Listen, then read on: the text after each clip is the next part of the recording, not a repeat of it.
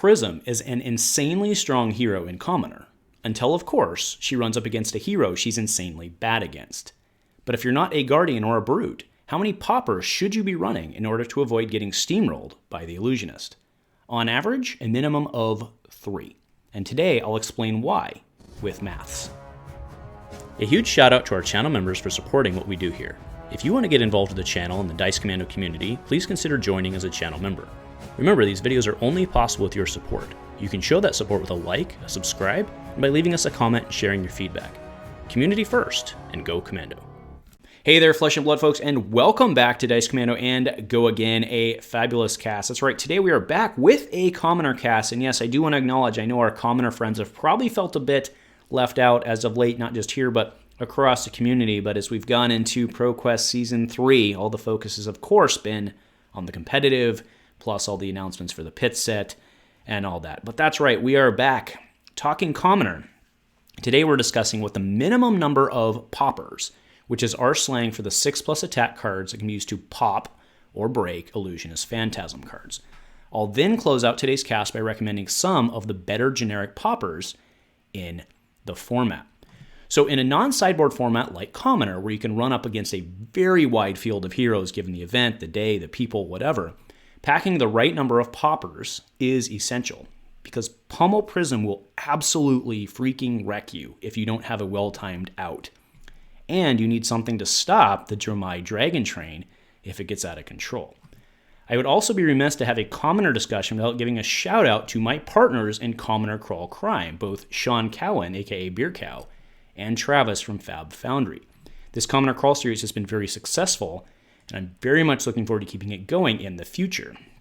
And FYI, while we're still working out the details for Crawl number 8, we do have the date set, which will be February 19th. We have a very small window in February, working around, of course, the Super Bowl. Also, remember that if you need singles, check out Fab Foundry. When you do, please use my referral link below, and I get a small kickback, which helps me keep my cardboard addiction fueled. So as I mentioned in the intro, I believe the absolute minimum of poppers you should include in your Commoner deck to be 3.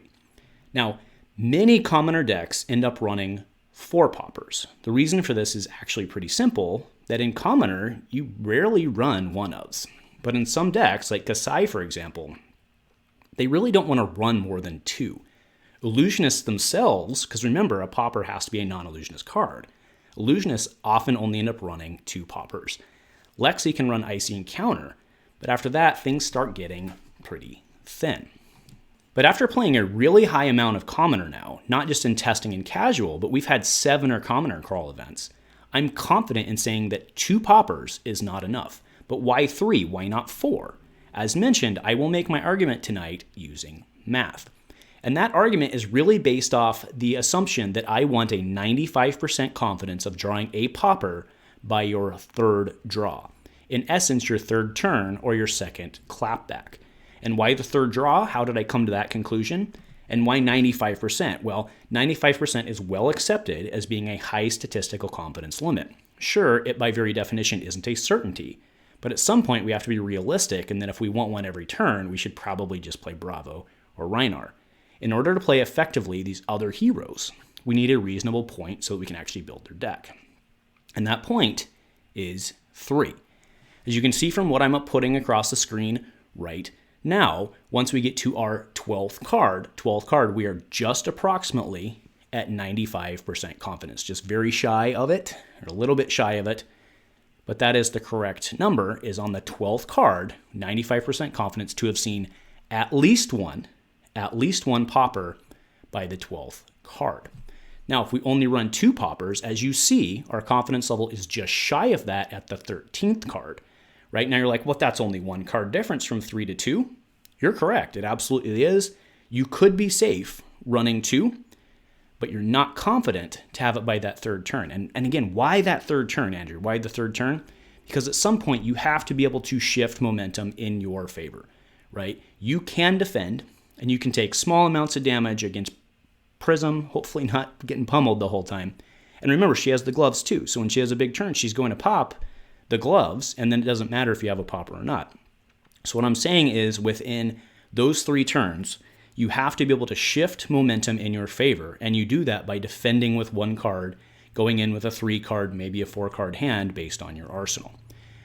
So why not 4 then? What's the argument for why not running 4 cards? Well, as you can see now across the screen, running 4 of them actually only improves our chances to draw by roughly 1 card, meaning we have a 95% confidence-ish of drawing at least 1 by the 11th card. And if we're working under the assumption that putting a popper into our deck is undesirable in terms of what we're trying to do for our deck, for example, Kassai doesn't necessarily want to run them, then it makes sense to try and limit the number of poppers. And that's why, if you look at the numbers on this, going from 4 to 3 is not as significant because it's within the same draw, being a 4-card hand. However, when you go from 3 to 2, which is also roughly the same change in percentage, but it's another hand cycle. And that, I believe, makes a big difference. So let's take my Kassai, for example. Currently, I run 2 copies of Raging Onslaught. It's yellow, which matches my general pitch that I need for that deck, or at least the minimum I do, and it defends for 3. It's a very good card. So it minimizes the downside of that include. However, Kassai going out and finding a 3rd card that does the same isn't as easy. Right, if you go and you look at its pairs, Wounded Bull, Wounded Bull, Barraging Brawnhide, they do the same thing on the yellows. They have 6, but they only defend for 2. Right, so because it's harder to find a 3rd Raging Onslaught, you likely don't want to include more copies of it. And Lexi really is in kind of the same boat, right? Red Icy Encounter is perfectly fine to include 2 of. It's an ice card. But once she has to start searching for another option, she's potentially hampering her game plan. So red poppers that you might want to consider for generic is Raging Onslaught, as already mentioned. Again, I can't praise enough about this card. I used to run it in CC. Obviously, Fyendal's is mostly better in most, right? Fyendal's only defense for 2, but when you're using it as a popper, it doesn't matter. You get the life back. So Fyendal's has replaced that in CC, but in Commoner, Fyendal's is rare. So you go right back to Raging Onslaught. A phenomenal card, yellow, 6, defense 3.